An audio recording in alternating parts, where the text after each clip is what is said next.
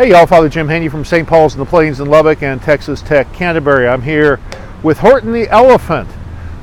You may know the story, Horton Hears a Who by Dr. Seuss. Horton hears a sound coming from a small dust speck.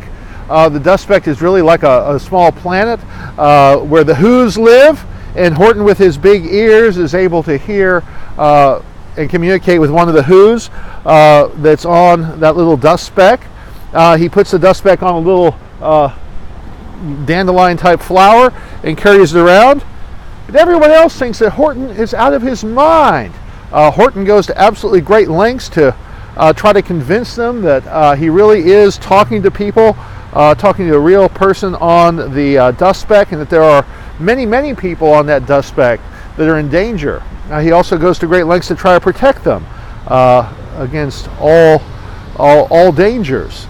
And yet, Horton takes a lot of heat, takes a lot of flack for his belief that he really is communicating with people on that dust speck.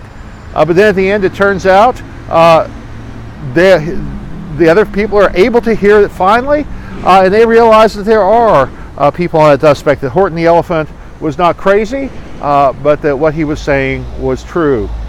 A couple things I love about this story. Number one, we live in a world where spiritual things are questioned, where God is questioned, and Christians can sometimes seem a little kooky in some people's eyes because we believe in God, and we believe in a God that wants to have a relationship with us. We can seem as crazy as Horton the Elephant, claiming that there is something on that dust speck. My training is in the hard sciences and chemistry, biology, and I was a pretty hard agnostic in college. It really was experiences of God's presence that convinced me otherwise. It convinced me that God was real. I can share those in greater detail sometime with you if you're interested. But it wasn't just random information. It wasn't just